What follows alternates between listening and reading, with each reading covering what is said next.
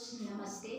जब भैया शादी करके अपनी दुल्हन घर में लेके आता है तो बहन अपने भाई से कहती है कि मैं भाभी को अंदर नहीं जाने दूंगी तब तक जब तक मुझे नेक नहीं आप दोगे, तब तक मैं भाभी के अंदर नहीं जाने दूंगी। देखो बहन अपने भाई से क्या कहती है।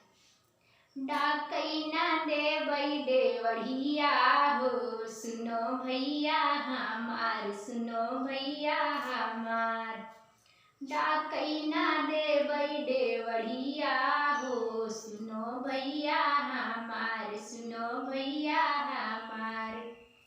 निगवा में ले बैठी कौआ हो, सुनो भैया हमार, सुनो भैया हमार।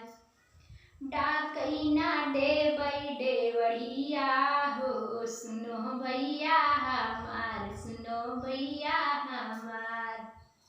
डाकई ना देवई देवढ़िया हो, सुनो भैया हमार, सुनो भैया हमार।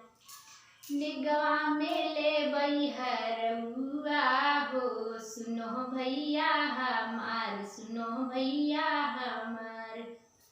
डाकई ना देवई देवढ़िया हो, सुनो भैया हमार, सुनो भैया हमार।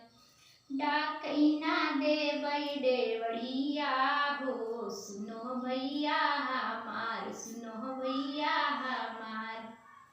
निगवा में ले कंगनवा हो, सुनो भैया हमार, सुनो भैया हमार।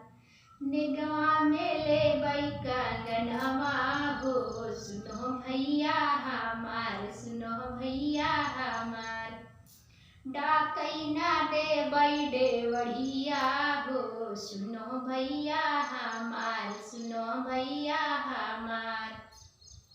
डाकई ना देवई देवढ़िया हो, सुनो भैया हमार, सुनो भैया हमार।